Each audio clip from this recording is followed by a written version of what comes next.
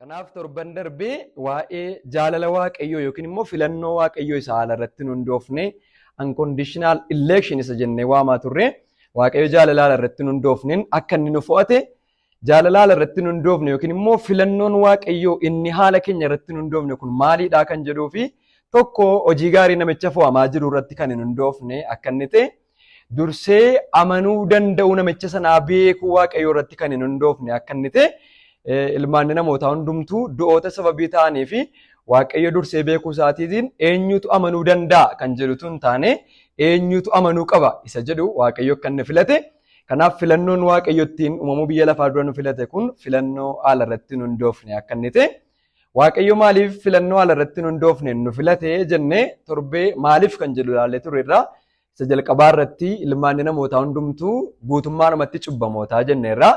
Ilmaan namootaa hundumtuu guutummaadhumatti immoo du'ootaa jenneerra.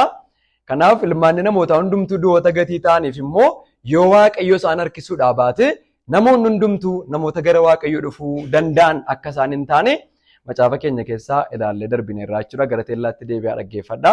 Haaraa akka inni isinitti hin taanetti irra deebi'ee torbee jalqabnee kan dhaabne waaqayyo nama jaalala isaatiin filate nama karaa hundumaatiin gargaaree gara ulfinaatti fide malee nama gara firdiitti geesse tokkollee hin qabu jennee wal faana ilaalaa turre jechuudha. Roomaan boqonnaan 9 lakkoofsi 22 kaasee kan jiru isa kana dubbifannee achumaan itti fufnaa jechuudha. Roomaan boqonnaan 9 lakkoofsi 22 kaasee kutaa namoota baay'eetti yeroo hundumaa gaaffii ta'u waaqayyo ilmaan namootaa keessaa nama filatee gara ulfinaatti fide malee nama gara firdiitti geesse akka hin qabne. Kanaaf lakkoofsa 22 irratti waaqayyoon ni dheekkamsa isaa argisiisu humna isaas beeksisuu barbaade warra akka qodaa dheekkamsaa ta'anii badiisaaf qophaa'an kanaaf baay'ee obsuu danda'eera yoo ta'e immoo maal ta'e na laataree jedha. Kanaaf akkuma ilaallee turre iddoo kanarratti waaqayyoon ni dheekkamsa isaa argisiisuu barbaade humna isaas beeksisuu barbaade warra akka qodaa dheekkamsaa ta'anii badiisaaf qophaa'anii jedha. Badiisaaf qophaa'an jedhamoo badiisaaf qopheessedha?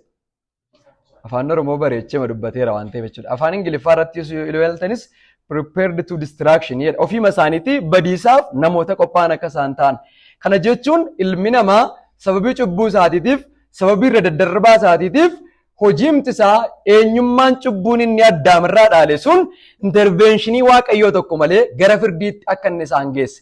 Cubbuumti namaa yakki namaa irra daddarbaan namaa waaqayyootu gara firdiitti isaan hin dhiibin gara firdiitti akka inni isaan geesse. Kanaaf iddoo kanarratti namoonni hedduun kan isaan kaasanii waaqayyoo karaa hundumaa gargaaree warra fo'aman gara fayyinaatti akkuma fide akkuma kana immoo karaa hundumaa gargaaree namoota gara firdiitti geessee jedhu. Gara firdii dhaquun gargaarsa waaqayyoo tokko nama hin barbaadu. Ilmi namaa eenyummaamti inni addaamirraa argate qofaan isaayyuu gara firdii dhaquudhaaf gaadha. Kanaaf iyyuu gara firdiitti kan nama geesse waaqayyoon miti. Akka namni cubbuutti kufu kan godhes waaqayyoon miti. Waaqayyo waan hundaa beekuu isaatiitiin ilmi namaa akka inni cubbuutti kufu beekaa oo kan jedhuufi waaqayyo waan hundaa beeka. Waaqayyo waan hundaa beekaa isa kana keessa baay'ee illennu akka namni cubbuutti kufu kan godhe waaqayyoodha yoo jenne garuu akka namni cubbuutti kufe kan godhe waaqayyoon miti. Sababni isaa waaqayyo awuterii cubbuu miti. Waaqayyo keenya isaa cubbuu akka namni hojjetuuf gara cubbuutti nama geesse miti. Sababni isaa Yaaqoob boqonnaa 1 lakkoofsa 12-13 irra dubbise kutaa ammaatti yoon deebi'e namni qoromsa isatti dhufu obsaan danda'e haa gammadu qoromee erga laalamee booddee jireenya isa waaqayyo warra isa jaallatan abdachiise akka gonfootti argachuuf jira. Namni yommuu qoramu qoromsi kun waaqayyoon biraa natti dhufee hin jedhin. Waaqayyo hamaa gochuudhaaf qoramuu hin danda'u. Ofii isaatis nama tokkollee hamaadhaaf hin qoru. Garuu tokkoon namaa kajeellaa ofii isaatii hamaadhaan harkifamee yommuu qabamu hin qorama. Kajeellaa namaan erga iddoo ga'e cubbuu hin dhalaa, cubbuunis erga raawwatamee du'a hin dhalaa. Kanaaf gara cubbuutti kan nama fide, gara cubbuu hojjechuutti kan nama fide kajeellaa hamaa isa garaa namaa keessaati malee waaqayyoon akka inni hin taane. Kanaaf waaqayyotu addaam akka inni cubbuutti kufee godhee akka nu hin jennetti sababoota baay'ee tarreessuu dandeenya. Isa jalqabaa waaqayyo muka beekumsaa iddoo sana keessa kaa'e sanarraa addaam akka inni hin nyaanneef eeyyama yookiin immoo abboommii baaseera. Muka kanarraa kuttee hin nyaatini ittiin jedheera. Addaam akka inni du'uu barbaade taanaan waaqayyo ittiin himu ture jechuudha. nyaatinitti hin jedhu ture. Mukicha akka inni nama ajjeesu yuutti himu ture Waaqayyo. Amma garuu kufaatii Addaamiin waan hin barbaanneef Waaqayyo muka kanarraa kuttee nyaatin. Yoo kuttee nyaatte du'uun kee beekamaa. Riizaaltii mukicha nyaachuun fidu wajjinitti maaraa jechuudha Waaqayyo. Inni kan biraan immoo Waaqayyo muka beekumsaa qofa iddoo sana keessa kaayetu ta'e ilmi namaa filannoo dhabee nyaatee innata. Amma garuu iddoo dhaabaa sana keessa muka beekumsaa qofatu hin taane mukti nyaatanii jisaa jireenya namaaf kennu jira. Utuu immoo mukicha achi kaayaa muka sana nyaachuu nama dhowwate ratee bakka aboo isaan dhabee isa kana ona didee kanuma nyaadhaa jedhee nyaata ta'a. Amma garuu Waaqayyo muka jireenyaarraa kutee akka inni nyaatuuf aboo kenneeraaf. Kanaaf macaafni keenya waa'ee kufaatii Addaamiin gaafa dubbatu abboomamuu didee kufeedha. Moo goonfame kufe? Maal ta'uu isaatirraan kan ka'edha? Abboomamuu diduu isaarraan kan ka'e ilmi namaa akka inni kufe. Kanaaf ilmi namaa abboomamuu diduu isaarraa kan ka'e cubbuutti waan kufee fi akka namni cubbuu hojjete kan godhe Waaqayyoon miti jechuudha. Cubbuun kan dhufe abboomamuu diduu namaarraan kan ka'edha waan ta'eef. Kanaaf Waaqayyoo ilmaan namootaa keessaa nama gara firdiitti geesse akka inni hin qabne firdii keessaa nama gara ulfinaatti fide akka inni qabu. Kanaaf Roomaan boqonnaan 9 kuni Waaqayyoo nama gargaare gara firdiitti geesse isa jedhu nu dhugoomsaa akka nu hin jennetti iddoo kanarratti akkuma amma dubbisnee turre warra akka qodaa dheekkamsaa ta'anii badiisaaf qophaa'anii jedha. Kanaaf iyyuu badiisatti kan nama geesse gara firdiitti kan nama geesse hojii namaa akka inni ta'e eenyummaa cubbuun Addaamirraa dhaale akka inni ta'e. Lakkoofsa 83 irratti immoo akkasuma badhaadhummaa ulfina isaa namoota akka qodaa araaraa ta'an warra inni duraan dursee ulfinaaf qopheesse irratti mul'isuudhaaf godheera yoo ta'e yoo jedha. Kanaaf amma iddoo kanarratti ulfinaaf garuu namatu qophaa'e otoo hin taane eenyu qopheesse? Warra inni duraan dursee ulfinaaf qopheesse. Ameen. Waaqayyo duraan dursee nama ulfinaaf qopheesse qaba malee Waaqayyo duraan dursee nama badiisaaf qopheesse hin qabu. Kana jechuun karaa kan biraa maal mormaaraa jechuudha sagalee Waaqayyoo double predestination jennee suni waamu. Double predestination kan jedhamu beektu afaan teolojiidhaan namoonni baay'een keessan dubbistanii ni beektu.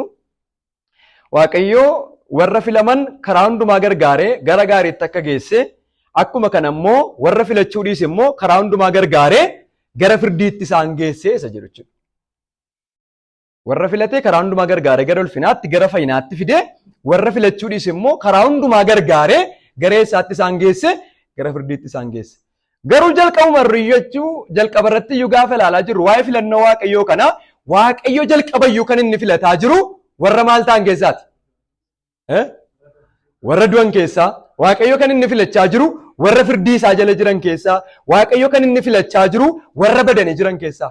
Akkas jechuun baduun namaa, kufuun namaa, du'i namaa wayii filannoo Waaqayyootiin kan daangee miti jechuudha. Sababni isaa Waaqayyo akka inni hin kufneef nama filate hin qabu. Akka inni hin duuneef nama filate hin qabu. Akka inni gara firdii hin dhanneef nama filate hin qabu. Firdii keessaa baasuuf nama filate malee. Du'a keessaa baasuuf nama filate malee. Akka jechuun ilma namaa keessaa filamee namni kufaateef hin jiru jechuudha. Inni kun filameeraa hin kufuu namni Waaqayyotti hin jiran jiru. Ilmi namaa hundumtuu maal ta'uun isaa beekameera jechuudha. Kufaa ta'uun isaa. Ilmi namaa hundumtuu hojii gaariif kan dhimma hin baafne ta'uun isaa.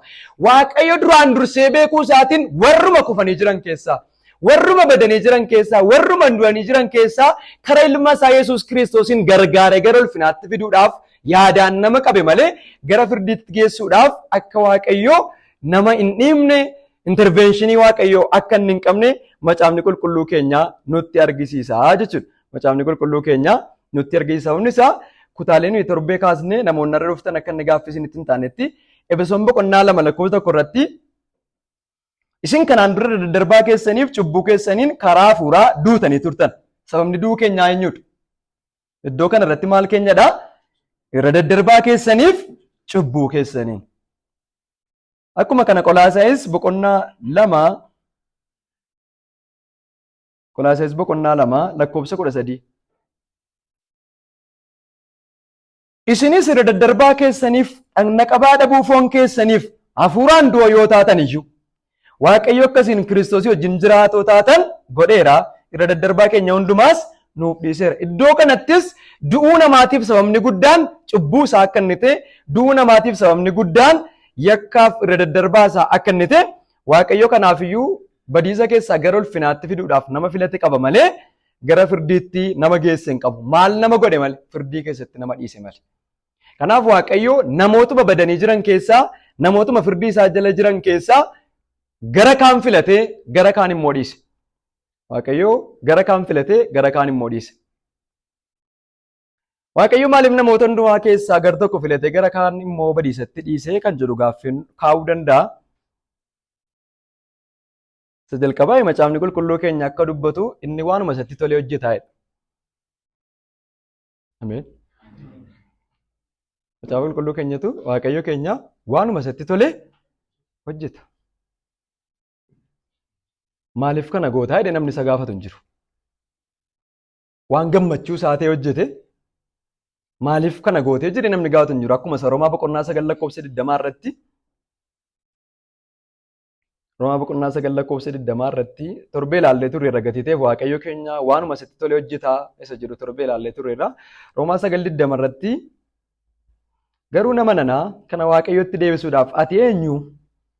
Wanti harka namaatiin hojjetame tokko isa hojjetin maaliif akkasitti na hojjetteen jedhaanii jedhe. Kanaaf Waaqayyo keenya waanuma isatti tolee hojjetaa, waan hojjeteen immoo kan hin gaafatamnedha. Sovereeniidha. Uumama isaa tokkoon kan hin gaafatamne. Yoo fedhii isaatii qofa akeeka isaa kan nutti beeksisu. Yoo jaallate qofa dhoksaa garaa isaa kan nutti himu garuu maaliif kana goote jennee Waaqayyo nuyi gaafachuu hin dandeenye namni kana godhe. Kanaaf maaliif gar tokko filatee gar tokko dhiisee naan waanuma isatti tolee hojjeta Waaqayyo keenya. Inni kan biraa immoo maaliif namoota kaan keessaa gar tokko filatee gar tokko immoo dhiisee naan nama tokko filachuuf dirqama hin qabu ture Waaqayyo. Amma nama baay'ee filate. Waaqayyo warra fayyise kana keessaa nama tokkitti fayyisuuf dirqama hin qabu ture. Kunuu jaalala ta'uu isaati. Kunuu araaratti badhaadhaa ta'uu isaati. Kanaaf gaaffiin maaf dhiiftee miti warra filatte kana maaliif filatteedha malee. Isinii galeera? Maaliif achitti hafanii miti hojii isaaniitu isaan geesse isaanii. Gara firdiitti kan nu geesse hojii keenyadha. Baay'ee macaafni qulqulluu isa kana sirriitti nutti hima. Kanaaf torbee ilaallee ture jechuudha. We are totally deprived. Akka cubbamoota ta'an guutummaatti du'oota akka ta'an. Du'oota kan nu godhe warra firdii jala jiran kan nu godhe hojii keenya akka ta'e. Namoota firdii isaa jala jiran namoota du'anii jiran kana keessaa Waaqayyo nama tokko fayyisuuf dirqama hin qabu. Jaalala gatii ta'eef malee. Nama tokkittii fayyisuudhaaf iyyuu dirqama hin qabu. Araara qabeessa gatii ta'eef malee. Ho'a qabeessa gatii ta'eef malee. Kanaaf Waaqayyo namoota keessaa namoota amma kana filatee fayyisuun isaa ulfina guddaa. Phaawulos dubbatee dhufe Roomaa boqonnaa 11 lakkoofsa 33 irratti Roomaa boqonnaa 11 lakkoofsa 33 irratti badhaadhummaan araara Waaqayyo hammam guddata. Ogummaan isaaf beekumni isaa hammam gadi fagaata. Akka inni itti murtoo godhu namni tokko qoree bira hin ga'u. Karaa isaas namni faana dha'ee hin hubatu. Caaffata keessatti iyyuu eenyutu takkaa yaada Waaqayyoo beekare? Yookiis eenyutu gorsa kennuufi danda'are? Eenyutu waa isaaf kennee beekare? Eenyutus waa isa dubbifatare kan jedhu caafameera. Namni nu keessaa Waaqayyoon dudda dubbifatu hin jiru jechuudha. Gaariin sii godhe homaa ganaa gochuu diddee inni jedhamu nu bira hin jiru jechuudha. Sababni isaa namoonni Waaqayyo gaarummaatti argisiisaa jiru kun namoota tola tokko fuula Waaqayyootiin hin qabnedha. Namoota hojii gaarii tokko fuula Waaqayyootiin hin qabnedha. Adeemsi isaanii, dubbiin isaanii, hojiin isaanii guutummaatti ciiggaamaa warra ta'e. Namootuma akkasii kana nama baay'ee miti Waaqayyo nama tokkittii fayyiseeratu ta'eyyuu galateeffamaadha. Ameen. Hunda keenya firdiitti dhiisee nama tokkittii fayyiseeratu ta'eyyuu Waaqayyo keenya galateeffamaadha. Hin maluuf ture jechuudha namichi kun. Namootni fayyan kun namoota fayyinni isaaniif hin malle akka isaan ta'an. Kanaaf wanta hundumaa Waaqayyootu uume wanti hundumtuu isaan hin jiraata. Wanti hundumtuu isaaf hin jiraata. Bara baraan isaaf galanni haa ta'u jedha. Badhaadhummaan araara Waaqayyoo hammam guddataa jedha. Phaawulos Efesoon boqonnaa 1 lakkoofsa 5-6 irratti illee gochi Waaqayyo godhe kun araara Waaqayyoo isa guddaa akka inni galateeffachiisu. Yaadaan nu qabuunsaa, nu filachuunsaa, warra badanii jiran kana keessaa namoota baay'ee fayyisuun Waaqayyoodha. Waaqayyoon kan galateeffachiisu akka inni ta'e. Kanaaf Waaqayyo namoota baay'ee, namoota hundumaa warra du'anii jiran keessaa namoota filatee gara ulfinaatti gaafa geessu sababii warra ulfinatti fide kanaa Waaqayyoon galateeffanna malee sababii warra achitti dhiiseetiif Waaqayyoon komachuu hin dandeenyu. Ammal tokko Macaafa keenya keessatti waan mataa nama dhukkubsu yoo argitanii namni waan Waaqayyo godhetu hin beekin utuu hin hubatin waan Waaqayyo gochuu dhiisee Waaqayyoon komata. Filatamuu isaa nama hin gammannetu maaliif filachuu dhiifte warra kaanii aara Waaqayyotti aara. Akkamitti na filatte Waaqayyo? Annamuma filamuu qabuudhaa. Idee guyyaa tokko waa'ee filatamuu isaati nama hin gammannetu akkamitti achitti dhiifte? An achitti hafuudhaaf nama sababa gahaa qabuudha. Dhufuudhaaf hin sababan qabu malee. Akkuma isaanii achitti hafuuf an nama sababa quubsaa qabuudha. Waaqayyo achitti na dhiisuuf sababa gahaa qabu. Achii na baasuuf garuu sababa tokko hin qabu jaalala ta'uu isaa irraa kanaaf. Utuu nu filatin nu dhiisuudhaaf sababa guutuu qaba Waaqayyo. Nu filachuudhaaf garuu sababa hin qabu. Filatamuu keenyaaf sababa tokko namoota hin qabne du'a keessatti hafuuf garuu namoota sababa guutuu qabanidha. Kanaaf karaa qajeelummaa Waaqayyootiin yoo ilaalle Waaqayyo nama hundumaatti bara baraan du'a murteessee yoo dhiise iyyuu qajeelaadha. Hin malaaf. Namni achitti badiisa bara baraatti yookiin immoo gaannem keessatti dhiisuudhaaf namni Waaqayyootti komatamu tokko illee hin jiru. Hundumti namaayyuu badiisi nama maluufidha. Sababii maaliitiif na filattee kan jedhu nuun garuu gammachuun keenya isa kanadha jechuudha. Kanaaf barumsi dursanii yaadaan qabamu bara gagwaaraatti kan inni barsiifamu Waaqayyoon komachuun miti Waaqayyotti gammaduun malee. Akkamitti filatamuu keenya kana yaarjeffachaa Waaqayyo dhoksaan jaallachuu keetii hammam guddaadha jecha Waaqayyotti akka gammannuufidha jechuudha. Kanaaf iyyuu Waaqayyo nama filachuudhaaf sababa hin qabu malee achitti dhiisuuf sababa gahaa qaba ture. Kanaaf sababa gaafanna yoo ta'e sababa ittiin filatamnedha malee sababa ittiin achitti hafne miti. Hunda isaanuu tarreessa jechuudha. Hunduma isaanuu tarreessa. Innaa Waaqayyo maaliif namoota kaan achitti dhiisee warra kaan filateessa jedhuuf akkuma dubbachaa turre badhaadhummaa araara isaatiif badhaadhummaa ayyaana isaatii nu warra akka qodaa suphee taane kana irratti mul'isu waan barbaadeef. Badhaadhummaa araara isaatiitii fi badhaadhummaa ayyaana isaa nurratti mul'isu waan barbaadeef nu filate. Waan tokko akkasiin gamanaan hubattanii darbitan nan barbaada. Macaafni qulqulluu keenya kan nutti dubbatu. Waaqayyo hunda keenya ibidda keessatti yoo dhiise bara baraan galateeffamaadha. Nama isin bukkeetti himaa. Waaqayyo jedha. Hunda keenya tunuun fayyifne ta'eeyyuu galateeffamaadha. Maal ta'uu isaatiin? Qajeelummaadhaan faraduu isaatiin. Firdiin isaa qajeelaa ta'uu isaatiin. Kanaaf ergamoonni isaa bara baraan isa galateeffatu. Hundi keenya tunuun fayyifne ta'eeyyuu bara baraan isa galateeffatu. Maal jedhanii ati isa qajeelummaadhaan faradduudha. Ati isa cubbuutti faradduudha. Ati isa irra daddarbaatti faradduudha. Maqaan kee bara baraan qajeelaa ta'e eebbifamu. Teessoon kee qajeelummaadhaan eebbifamu jedhanii galateeffatu turan. Nu fayyuu keenyaan garuu sababa ittiin galateeffamu kan biraa argate Waaqayyo. Sababi maal ta'uu isaatii? Araara qabeessa ta'uu isaatiin, jaalala ta'uu isaa nurratti mul'isu isaatiin galateeffamaa ta'e. Nun fayyisne tuutee iyyuu galateeffamaadha. Amma garuu nu fayyisuu isaatiin araara qabeessaaf jaalala ta'uu isaatiin galateeffamaa ta'uu gatii barbaadee fi namootuma warra badanii jiran keessaa nu filate. Nu filate. Hunda keenyatti nu filanne ta'es galateeffamaadha. Kanaaf akka itti hubachuu qabna jechuudha. Na Waaqayyo nama gargaaree gara ulfinaatti fide malee nama gargaaree gara badiisaatti geesse akka inni hin qabne gamanumaan hubannee yoo darbine gaariidha. Kana irratti namoonni tokko tokko akka jechuun Waaqayyo nama wal caalchisaa. Macaafa keessatti Waaqayyo keenya nama wal hin caalchisu jedha. Akkamitti warra kaan dhiisee warra kaan filatee kan jedhanii gaaffii gaafatanis jiru. Mee hojii ergamootaa boqonnaa 10:34. Tokko filatee tokko dhiisuun Waaqayyo nama wal caalchisuu isaati.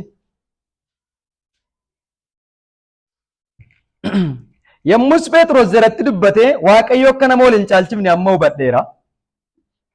Waaqayyo akka maal ta'e? Waaqayyo akka nama wal hin caalchifne amma hubadheera. Maal jechuu keenyadha? Waaqayyo nama wal hin caalchisu gaafa jennu Waaqayyo namoota hundumaa fayyisuu qabaadha. Akkamitti nama tokko filatee nama tokko dhiisa Waaqayyo akkamitti nama wal caalchisa jechuu keenya? Moo kontekistiin macaafni qulqulluun ittiin Waaqayyo nama wal hin caalchisu jedhee dubbatu maanni? Tokko macaafa keenya keessatti Waaqayyo nama wal hin caalchisu kan jedhu Waaqayyo firdiin isaa qajeelaa akka ta'e. Inni gabbarsuu fudhatee loogiidhaan eenyutti illee akka hin faranne. Eenyus isa jalaa dhugaa namaa akka hin dhoksin. Dhuga qabeessaaf qajeelaa ta'uu Waaqayyoo kan nutti argisiisudha. Maal ta'uun? Waaqayyo nama waliin caalchisuu jedhee macaafni keenya kan dubbatu Waaqayyo keenya firdiin isaa qajeelaa akka inni ta'e gabbarsuu fudhatee eenyutti illee dogoggoraan akka inni hin faranne dhuga qabeessaaf qajeelaa ta'uu isaa nutti argisiisa.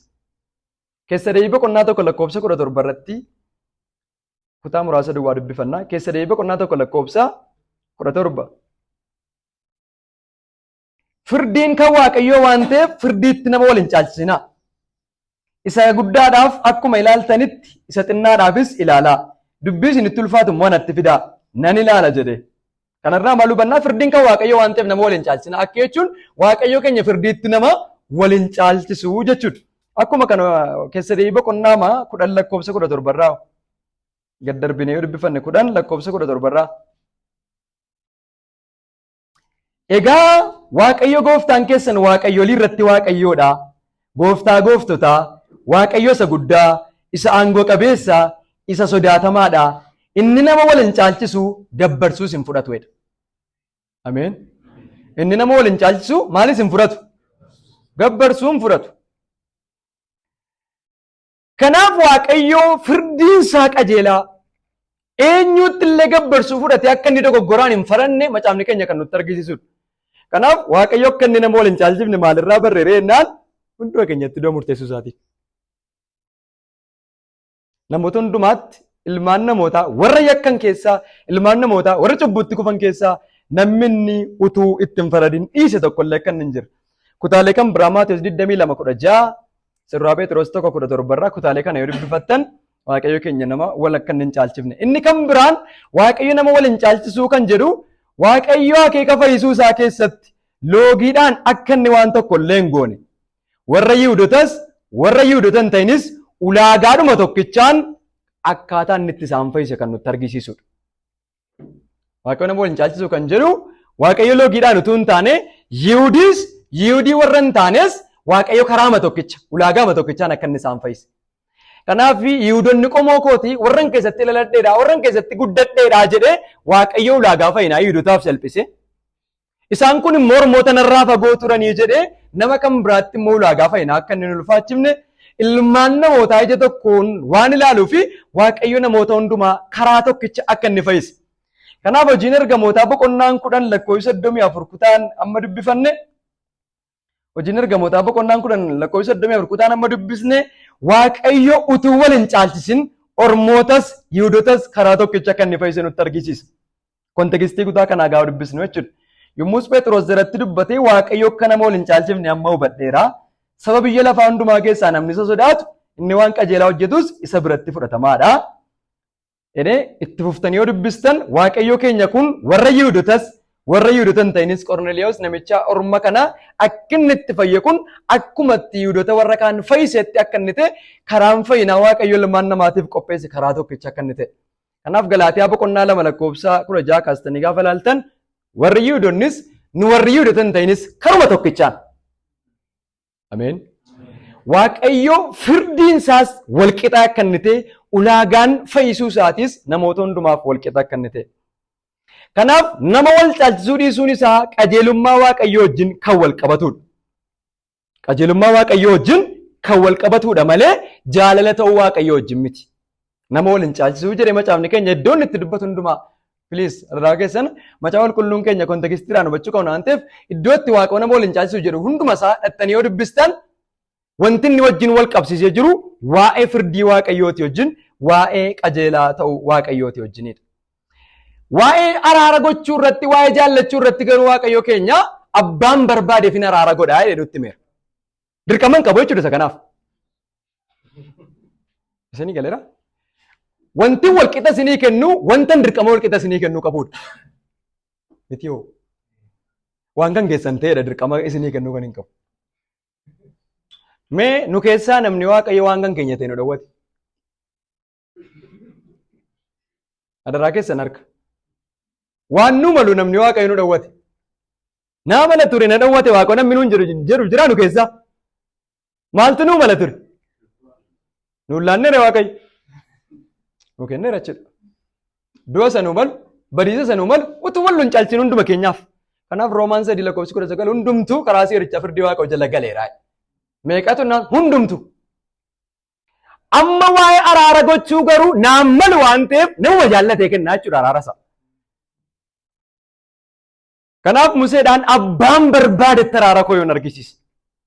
Abbaan barbaadetti waa koo yoon argisiise. Nama hin barbaade immoo yoonnis maaltu si gasheedha. Kanaaf Waaqayyo keenya abbaa jaallatetti araara argisiisa. Nama waliin caalchisuun keenya saayidii qajeelummaa Waaqayyootiin kan dubbatamuudha malee saayidii jaalala ta'uu isaatii saayidii araara ta'uu isaatiitii wajjin waan wal qabatu miti. Sabni isaa feernesii sanuu jennuudha jechuudha. Feernesiin immoo waan karaa seeraa ilaalamuudha.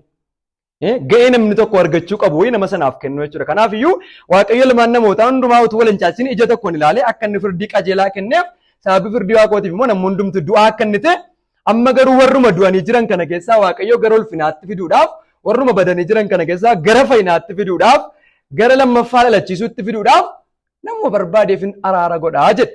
Isa kana Roomaa boqonnaa 9 lakkoofsa 14tti deebinee dubbisna.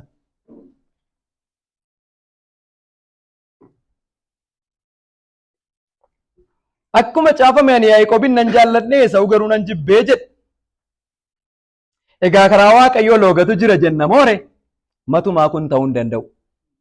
Waa'een araara Waaqayyoo waa'een jaalala Waaqayyoo loogiidhaa wajjin waliin qabatu jechuudha. Loogiin maali wajjin wal qabataa? Qajeelaa ta'uu isaatii wajjin malee. Egaa karaa Waaqayyoo loogatu jira jenna moore matumaa kun ta'uu hin danda'u. Inni Museedhaan namumaan araara godhuufi barbaaduufi araara nan godhaaf. Namumani garaa laafuufi barbaaduufis garaa nan laafaaf jedha. Kanaaf kun akka araara Waaqayyootti malee akka jaalala yookiis dhamaa namaatti miti. Utuu dhamaatii keenyaan hojii keenyaan argamate wallu caalchiseenna. Amma garuu akka araara isaatiitti. Inni immoo nama hin barbaadeef araara godhaadha. Nama hin barbaadeef araara godhaadha. Inni kan biraan kutaama kanarraa wanti gaaffii namatti ta'u caaffanni qulqullaa'aan Fariyooniin ani maqaan koo lafa hundumaa irratti akka labsamutti humna koo sirratti argisiisuudhaaf ol si kaasee jedhe. Egaa inni nama barbaaduuf araaran godhaa, nama barbaadus mata jabeessan godhaadha. Amma iddoo kana irratti Waaqayyoo warra kaaniin araaratti argisiisee warra kaan immoo mata jabeessa godheedha. Mata jabeessa godhee kontekestiin jedhu kun akka isaan garaa laafan hin goone mata jabummaatti isaan dhiise jechuudha malee Waaqayyo matu mataa isaanii laafaa kana fuudhee jabaa godhechuu miti.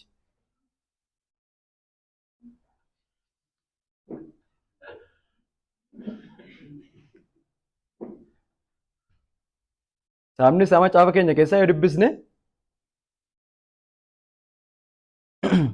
macaafa faarfannaa 81 lakkoofsa 11 mee dubbisa.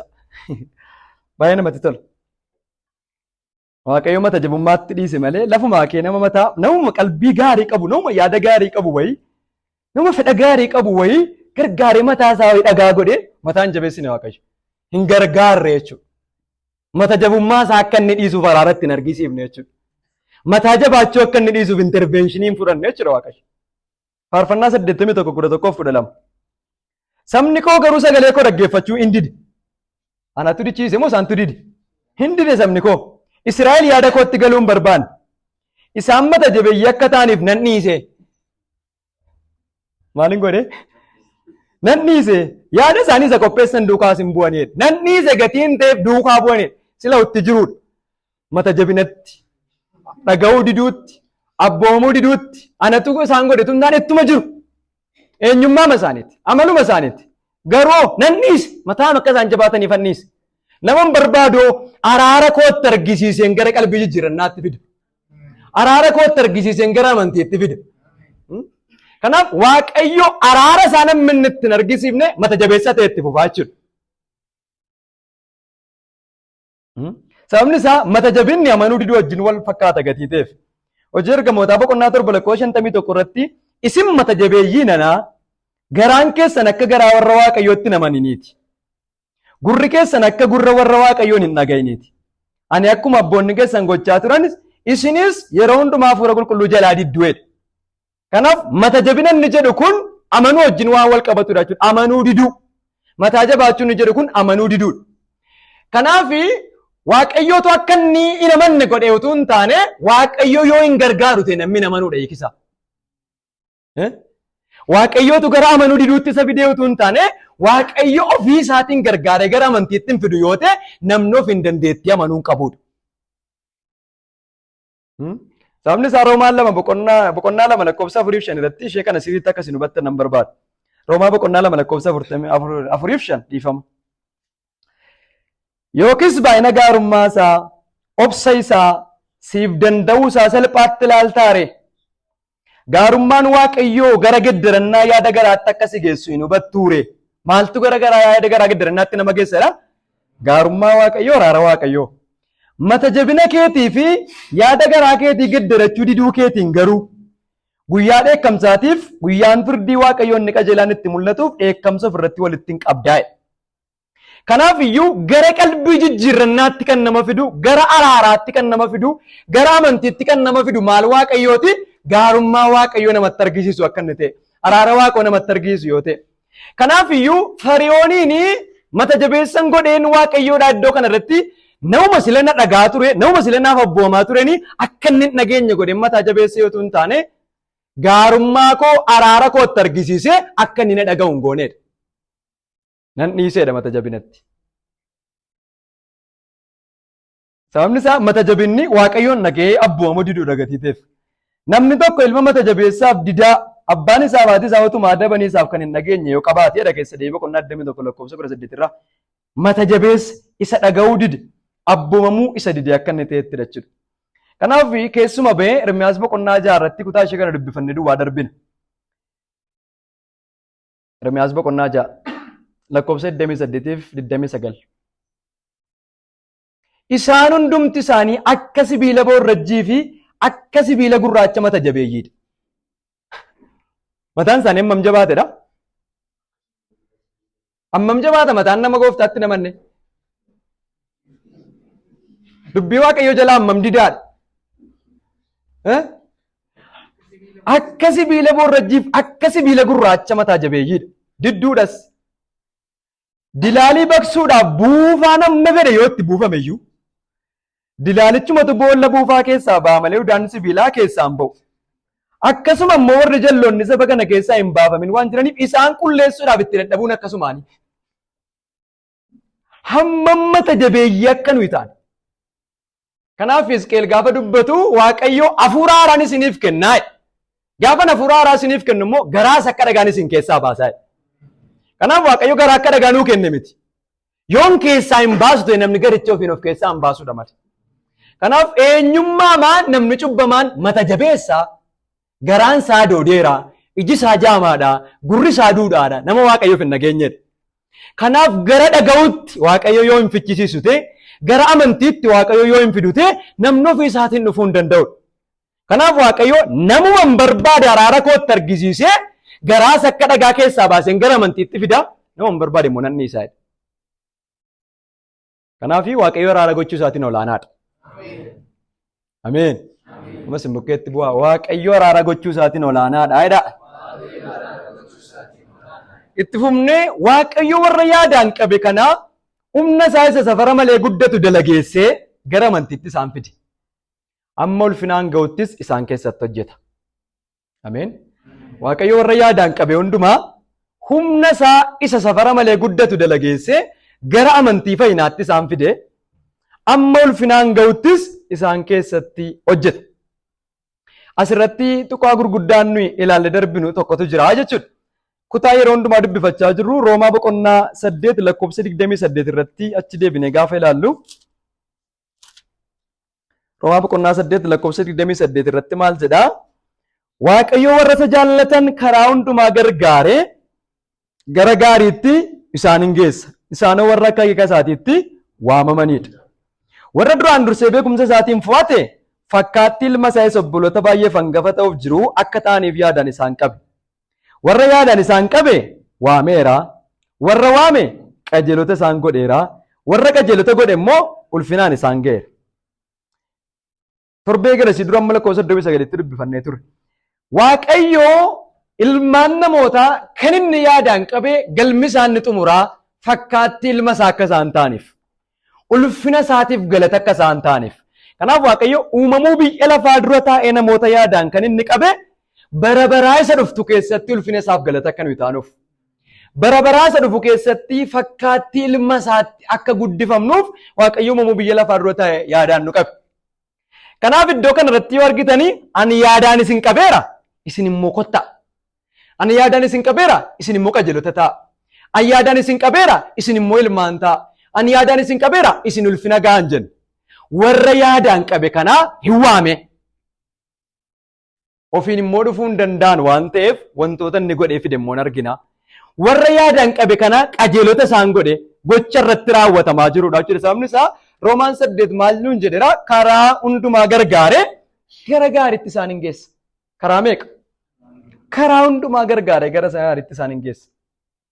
Kana jechuun Waaqayyo warra yaadaan isaan qabe ilma isaaf isaan kennuu irra jalqabe lammaffaa dhalachiisee jiraatoo isaan godhe karaa sagalee isaatii amantiif qalbii jijjiirannaa dhugaa isaaniif kenne qajeelota isaan godhe akka ilmaanitti isaan lakkaa'e qulqulloota isaan godhe amma dhumaatti amantii keessatti isaan eegee ulfina xumuraatiin isaan ga'a. Warra yaadaan qabe kana. Kanaaf Waaqayyo warra yaadaan qabe kana fakkaatti ilma isaa obboloota baay'eef hangafa ta'uuf jiru. Iddoo kanatti baasee dhoksaa tokko jira. Yerootti Waaqayyo abbaan yaadaan qabaa jiru kanatti Yesuus ilma hangafaa miti. Ilma tokkichadha. Ilma hangafaa ta'uuf jiru. Kanaaf innis fuulduratti maal akka ta'uuf yaadaan qabame ilma hangafaa akka inni ta'u. Barri murame tokko gaafa ga'utti ilma hangafaa akka inni ta'u. Kara isaa wa'ii namoota gara ulfinaatti geessuu barbaadeera jechuudha Waaqayyo. Kanaaf ilmaan namootaa warra yaadaan qabe kanaa hundumaa gargaaree gara gaariitti isaan geessuudhaaf wanti abbaan gochuudhaaf yaade tokko ilma isaa Yesuus Kiristoosin dabarsee isaaniif kennuudhaan ture jechuudha. Ilma isaa Yesuus Kiristoosin dabarsee isaaniif kennuudhaan ture. Ilmi isaa Yesuus Kiristoos barri murameef gaafa ga'ee dhufee fannoo gubbaatti du'e warra du'an keessaa kee mirga abbaatti ol ba'e. Amma hojiin Waaqayyoo inni itti aanee jiru maalidha jechuudha? Yesuus fannoo gubbaatti du'uun namootaaf fayyina miti jechuudha. Sababiima Yesuus du'eef amma akka jedhu miti re'een bara kanatti lallaba baay'ee isaa yoo dhageessanii Addaam gatii mukicha nyaateef hundi keenya hin duune. Yesuus mukicha irratti gatii fannifameef hundi keenya hin fayyinaadha. Amma sababiima Yesuus du'eef namni hin fayyu jechuudha. Sababiima Yesuus fannoo irratti fannifameef namni hin fayyu jechuudha. Gochi Waaqayyo itti dhufee raawwatu jira. Kanaaf adeemsi inni itti aanu inni gara hojii fannoo kanatti namoota waamuudha. Kanaaf maal isaan godhee jedha? Hin waamee jedha. Warri inni waamaa jiru kun immoo namoota akkamiiti? Sila laallee turre eenyummaa namoota Waaqayyo yaadaan qabe kanaa du'oota akka isaan ta'an warra gurri isaanii duudi sababii cubbuutiif warra qalbiin isaanii adoodi warra mataan isaanii jabaate garaan isaanii dhagaa warra ta'e warra Waaqayyoo yoo isaan waame Waaqayyoon jalaa hin awwaanneedha namoonni kun. Kanaaf waamicha wangeelaa isaaniif godhamaa jiru kanaaf deebii akka isaan laataniif hojiin Waaqayyo godhe maa inni waamicha isaaniif godhamaa jiru kan akka isaan dhagaanitti qalbii isaanii banuudha jechuudha. Gurra isaanii banuudha. Kana jechuun baanni karaa namni ittiin namni du'aan gurri isaa banamu karaa ittiin namni du'aan gara jiraachuutti dhufu kara lammaffaa dhalachuuti jechuudha. Kanaaf Waaqayyo maal isaan godhe kara lammaffaa dhalachiisuu jiraatoo isaan godhe. Kara lammaffaa dhalachiisuu eenyummaa isa akka dhagaa garaa isa akka dhagaa sana keessaa baasee garaa isa akka foonii laafu. Garaa isa hin amanne sana nu keessaa baasee garaa amantii akka Waaqayyo nuuf kennaa jiru. Kanaaf iyyuu Waaqayyo karaa hundumaa gargaaree inni jedhu kuni ilmuma isaa fannoo irratti nuuf kennee dhiise utuu hin taane gara hojii fannoo isa ilmi isaa nuuf hojjete kanaatti dhufuudhaaf immoo kara lammaffaa dhalachiisuudhaan nama haaraa nu godhe. Iskeel boqonnaa 36 dhannee dubbifanna. Iskeel boqonnaa 36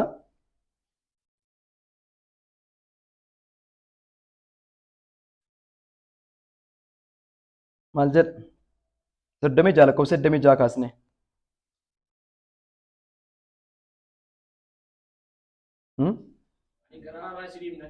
Ani garaa haaraa isiniif nan kenna. Durii hin qabnu turre jechuudha ishii.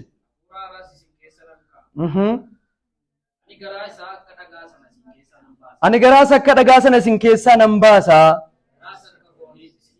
Garaas akka fooniis isiniif nan kenna. Ani hafuura koo isin keessa nan ka'a. Isin akka sirrata kootti akka adeemtaniif.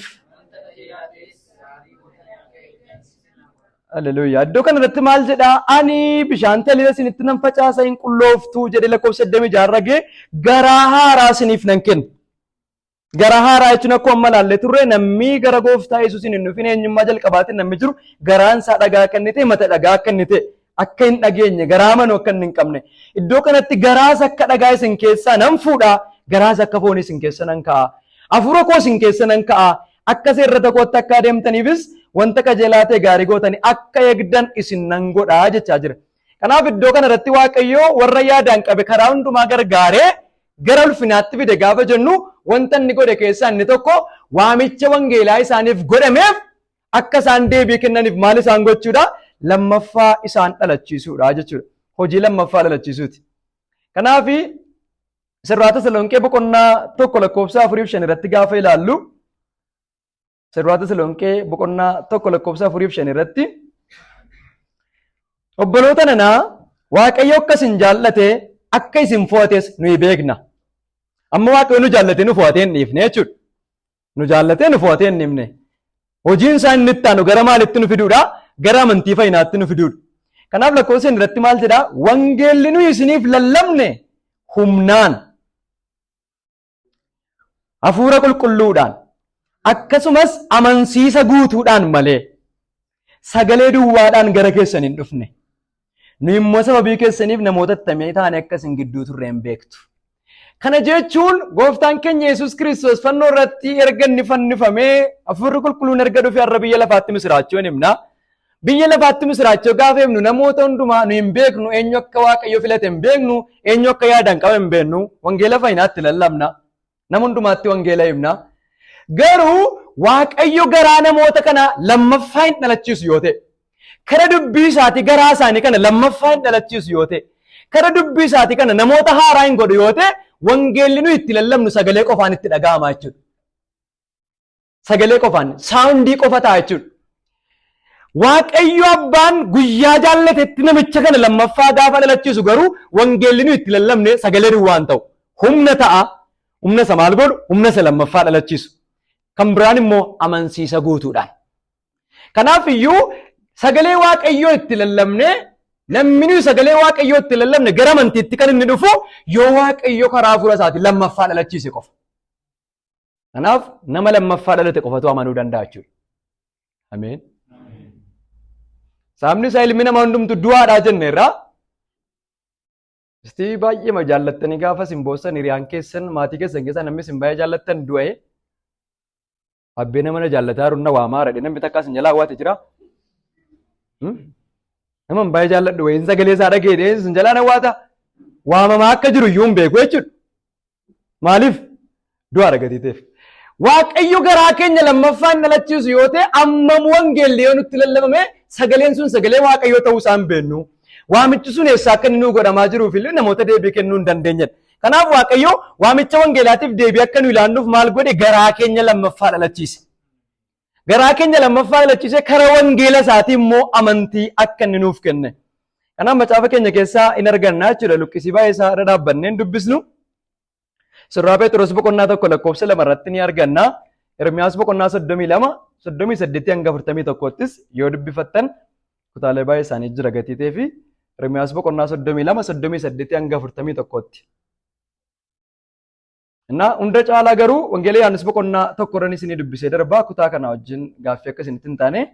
Wangeelli Yohaannis boqonnaan 1:11-13 akkana jedha. Gara biyya dhuunfaa isaa dhufee namoonni isaa garuu isa hin simanne. Hamma isa simataniif immoo ijoollee Waaqayyoo akka ta'aniif aboo isaaniif kenne. Isaanis warra maqaa isaatti amananidha. Amma ilaalaa. Gara biyya dhuunfaa isaa dhufe namoonni garuu isa hin simannedha. Amma isa simataniif immoo ijoollee Waaqayyoo akka ta'aniif aboo isaaniif kenne. Warri inni aboo kenneef kun warra kamiidhaa jedha? Warra maqaa isaatti amananidha jedha. Sababii amananiif akka ilmaanitti lakkaa'amuudhaaf aboo akka isaan argatan. Warri amanan kun immoo eenyudha isaan jedheetu lakkoofsa 13 irratti. Eewudha warra amanan kun jennaan warra Waaqayyootti dhalatan. Isaan kun Waaqayyootti dhalatan malee dhiigatti yookiis fedha foonitti yookiis fedha dhiiraatti hin dhalanne jedha. Kanaaf Waaqayyo kara dubbii isaatii, karaa hafuura qulqulluu isaatii dubbii isaarraa akka inni lammaffaa nu dhalche, karuma wangeela isaatii immoo gara amantii fayyinaatti akka inni nu fide. Kanaaf iyyuu Waaqayyo karaa hundumaa gargaare gara gaariitti isaan keessa gaafa jennu namoota waamichi wangeelaa isaan qaqqabe kana lammaffaa dhalachiise. Waamicha wangeelaa isaan qaqqabe kanaaf amantiidhaan deebii akka isaan kennaniif amantii isaanii kenne, yaada garaa gaddarannaa isaaniif kenne, qajeelota isaan godhe, of dura akka inni isaan dhaabu. Kanaafuu karaa hundumaa gargaaree gara gaariitti kan isaan geessu eenyudha? Waaqayyoon akka inni ta'e. Inni itti aanu akeeki fo'annaa Waaqayyoo dhaabbataa waan ta'eef Waaqayyo warra yaadaan qabee keessaa Waaqayyo warra yaadaan qabee keessaa ulfinaan utuu hin gahin namni inni dhiisu tokko akka hin jirre, warra ulfina gahan keessaa immoo hundumti isaanii warra yaadaan qabaman akka isaan ta'an. Kana jechuun akkuma sila dubbanne Waaqayyo namoota kan inni yaadaan qabe galmi isaa isaan ga'uudhaan ulfinaan ga'u. Kanaaf warra yaadaan qabaman keessaa ulfina utuu hin gahin kan hafan hin jiran. Warra ulfina gahan keessaa immoo kan yaadaan hin qabamin hin jiran. Akka jechuun yaadaan utuu hin qabamin ulfina kan gahe hin jiru. Warra yaadaan qabame keessaa immoo ulfina utuu hin gahin kan hafe hin jiru jechuudha. Akka jechuun false assurance namaa kennu miti. Bakka Waaqayyo yaadaan na qabeera. Akka hin barbaaden ta'a. Waaqayyo yaadaan na qabeera. Yoo namanis yoo niises namoota baay'eetu akkasidha. Bakka Waaqayyo yaadaan nama qabeera. Yaadaan nama qabeera taanaan maaf wangeela lallabna ree? Amanuun maaliif barbaachise ree? Kan jedhanii dubbatan baay'een isaanii jira. Waaqayyo yaadaan nu qabee dhiise qofa miti karaa nu ittiin fayyinus yaadaan qabeera. Ameen. Ulfinaan nu ga'u qofa yaadaan qabe miti Waaqayyo karaa ittiin ulfinaan nu ga'us yaadaan qabeera. Karaan inni ittiin ulfinaan nu ga'u sun karaa maaliiti? Karaa inni ittiin ulfinaan nu ga'u sun karaa lammaffaan ulachiisuu, karaa amantiisaa, karaa wangeelaa argame, amantiidhaan qajeelota nu godhee, amantiidhaan qulqulloota nu godhee, amantiidhaan ilmaan nu godhee fuula ofii isaa dura nu dhaabuudhaaf jira. Kanaaf iyyuu Waaqayyo warra yaadaan qabee hamma xumuraatti akka inni gargaaru amma ulfinaan ga'utti. Kanaaf namni tokko waldaa keessatti nu wajjin jajjabaatee nu wajjin tokkicha deddeemee ka'ee yoo inni teellaatti deebi'ee achumaan bade bakka akeeka fo'annaa Waaqayyootu karaatti hafe jechuu miti. Namichi silumayyuu namicha Waaqayyo yaadaan hin qabinidha jechuudha malee. Kanaaf waa'ee Yihudaatiif Yihudaan akka inni namanne macaafa inni qulqulluu keenya gaafa barreessu inni silumayyuu jedha miti ree? Sirra deddeebinee dubbifanne irraa waan ta'eef. Kanaaf Yihudaan yaadaan qabamee ka'ee bade miti. Yaadaan qabamee ka'ee keessaa bade gooftaan eeguma dadhabee karra keessaa hin banne Yihudaan. Kanaafidha gooftaan keenya Yesuus Kiristoos amma abbaan koo naaf kenne keessaa kan badan hin jiran. Amma abbaan koo naaf kenne keessaa kan badan hin jiran. Kanaaf iyyuu gara amantiitti gara qalbii jireenyaa dhugaatti kan dhufanii warra Waaqayyo abbaan hoolota godhee Yesuusiif kenne akka isaan ta'an Wangeela Yohaannis boqonnaa 10:26 dubbifannee darbina. Achumaan gara golabuutti fida. Wangeela Yohaannis 10:26.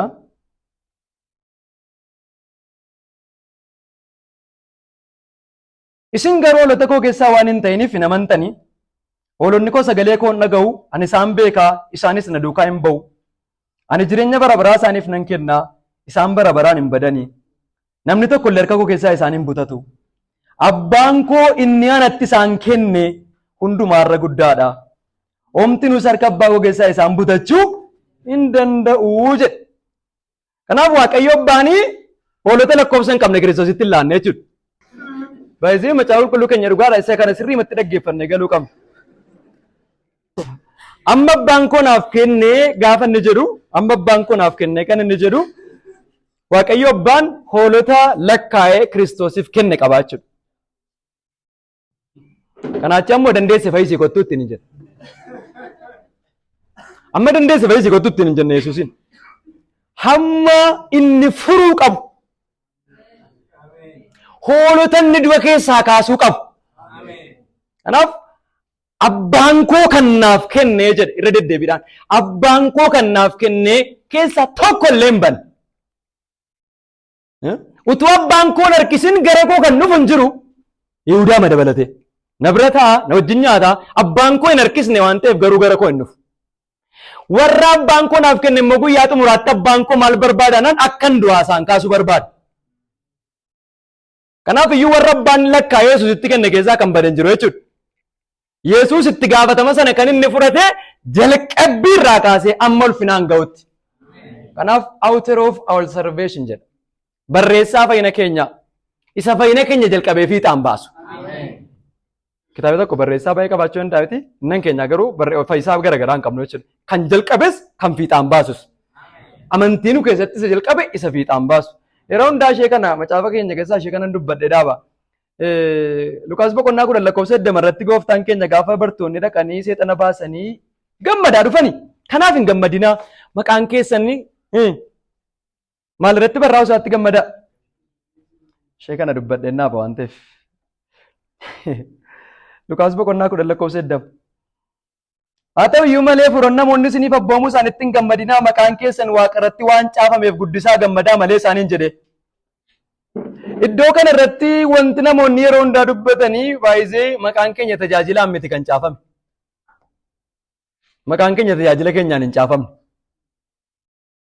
Inni kan biraa maqaan keenya gaafa nuyi amanne miti kan caafame. Maqaan keenya gaafa amanne miti kan caafame. Kanaaf macaafa qulqulluu keenya keessaa iddoo hundumaa isaa yoo dubbistan macaafa hoolichaa isa warri jireenya argachuuf jiran keessatti barraa'an. Isa warri jireenya argatan keessatti barraa'an hin jiru.